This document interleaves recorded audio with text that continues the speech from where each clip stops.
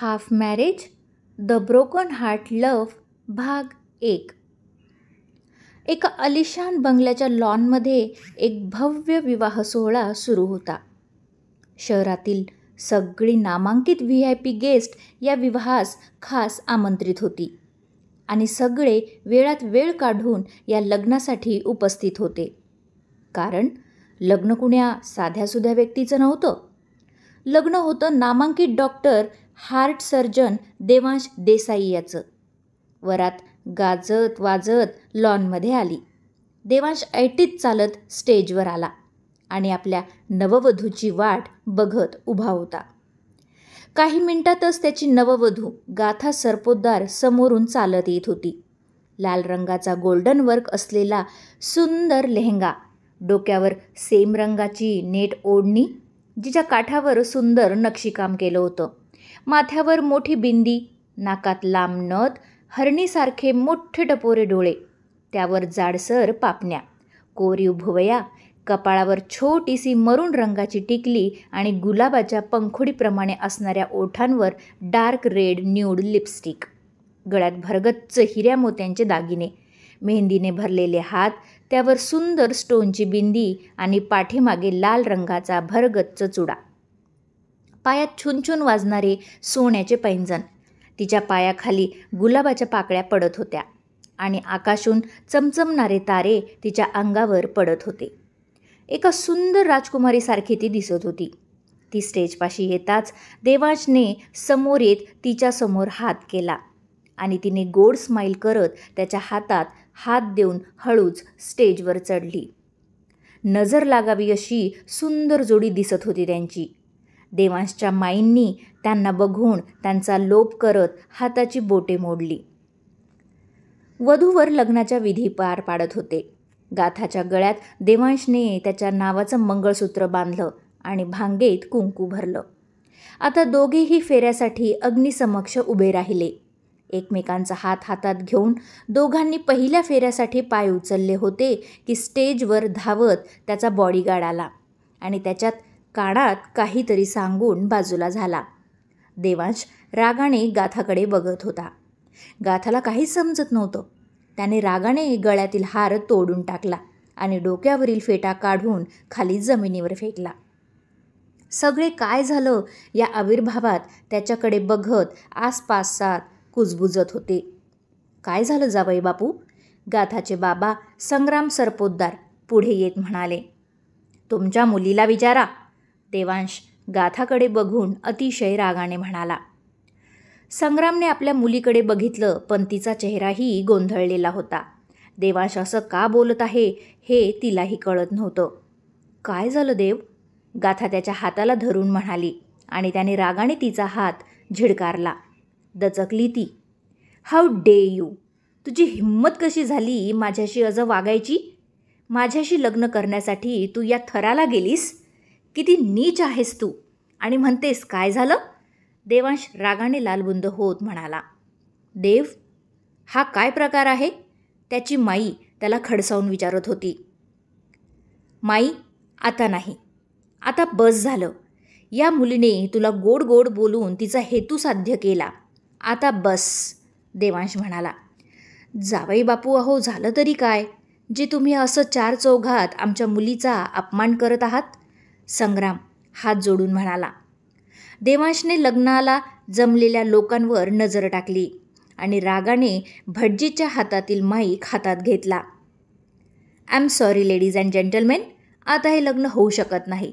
तुम्ही सगळे वेळात वेळ काढून या लग्नाला उपस्थित राहिलात यासाठी मी तुमचा आभारी आहे, पण आता हे लग्न होणं शक्य नाही. देवांश असं म्हणताच सगळे जागेवरून उठून उभे राहिले. गाथा तर त्याचे बोल ऐकून एकदम सुन्न झाली होती. देवांश, हे काय बोलत आहेस तू? तुझं डोकं ठिकाणावर आहे का? त्याचा मित्र शिव त्याला ओरडून म्हणाला. डॉक्टर साहेब, अहो झालं तरी काय? आमच्या मुलीने अशी कोणती चूक केली आहे म्हणून तुम्ही तिला इतकी मोठी शिक्षा देताय? संग्राम काकुळतीला येऊन म्हणाला. बर्बाद केलं तुमच्या मुलीने मला. विश्वासघात केला आहे माझा. खेळ मांडला तिने माझ्या आयुष्याचा. देव दात ओठ खात म्हणाला. देव? गाथा डोळ्यात पाणी आणून त्याला म्हणाली. तिला तर काहीच समजत नव्हतं. शट अप, देवांश तिला घृणास्पद बघत म्हणाला आणि तिथून निघाला. डॉक्टर साहेब, जे काही गैरसमज आहेत ते आपण बसून बोलून दूर करू, पण असं भरल्या मांडवात हे लग्न मोडून जाऊ नका. अहो, माझ्या मुलीच्या आयुष्याचा प्रश्न आहे.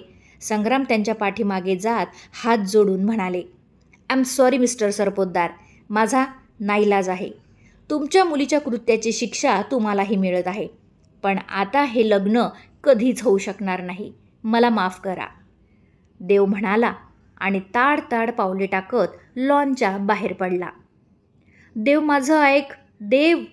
शिव त्याला समजावं त्याच्या मागे जात होता, पण देवांश कुणाचंही काहीही ऐकण्याच्या मनस्थितीत नव्हता. त्याने ड्रायव्हरला कॉल केला आणि त्याचा ड्रायव्हर गाडी घेऊन लगेच त्याच्या समोर आला. बॉडीगार्डने त्याच्यासाठी दरवाजा उघडला आणि देव त्यात बसून निघूनही गेला. जमलेल्या सगळे पाहुणे मंडळींना संग्राम आणि गाथासाठी खूप वाईट वाटत होतं. त्यांना सांत्वना देत एक एक करत सगळे गेस्ट तिथून निघून गेले. माफ करा सरपोतदार साहेब, आज देव जे काही वागला ते खूपच भयंकर होतं. त्याच्या या वागण्यासाठी आम्ही तुमची अगदी मनापासून माफी मागतो. जमल्यास आम्हाला माफ करा, माई दिलगीर होत म्हणाली आणि एक वार गाथाकडे पाहून तिथून निघून गेली. गाथाच्या वडिलांना हा अपमान सहन झाला नाही आणि ते लगेच चक्कर येऊन जमिनीवर कोसळले. बाबा, गाथा त्यांना बघून किंचाळली. बाबा उठा ना, काय झालं?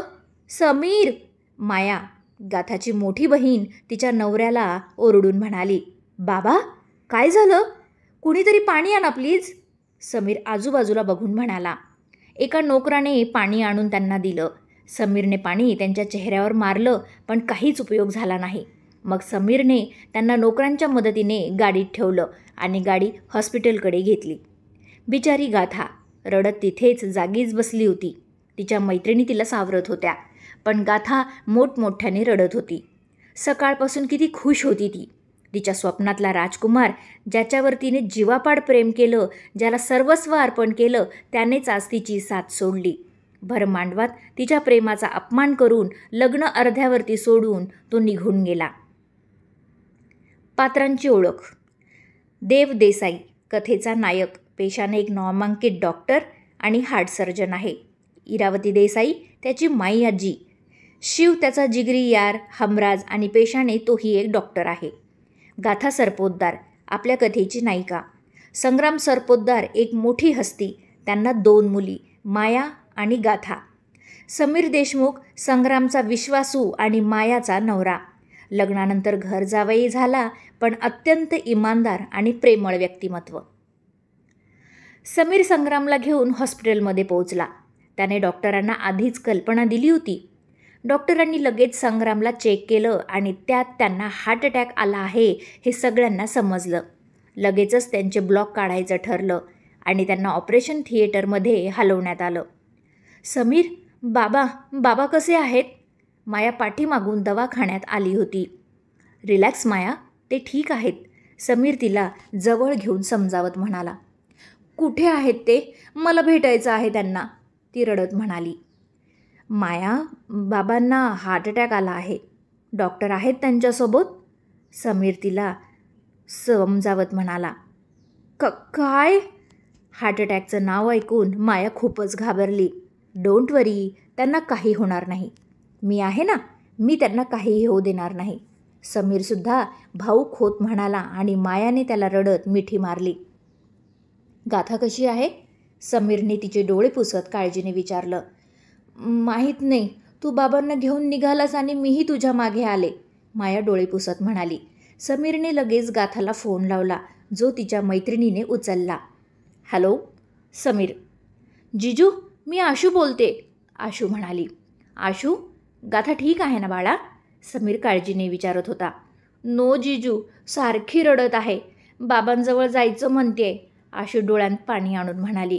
आशू, नीट ऐक, बाबांना हार्ट अटॅक आला आहे, त्यांच्यावर सर्जरी होत आहे, याबद्दल आत्ताच गाथाला कळता कामा नये. तू तिच्यासोबतच राहा, तिला अजिबात एकटं सोडू नको, समीर तिला समजावून सांगत होता. तुम्ही काही काळजी करू नका जिजू, आम्ही सगळे आहोत इथे, तुम्ही काकांची काळजी घ्या. आशू रडत म्हणाली, थँक्यू बाळा, मी तुला नंतर फोन करेन. असं म्हणून समीरने फोन कट केला. To be continued. श्रोते हो, कथेचा हा भाग कसा वाटला मला कमेंट करून नक्की सांगा. भेटूया पुढील भागात. धन्यवाद.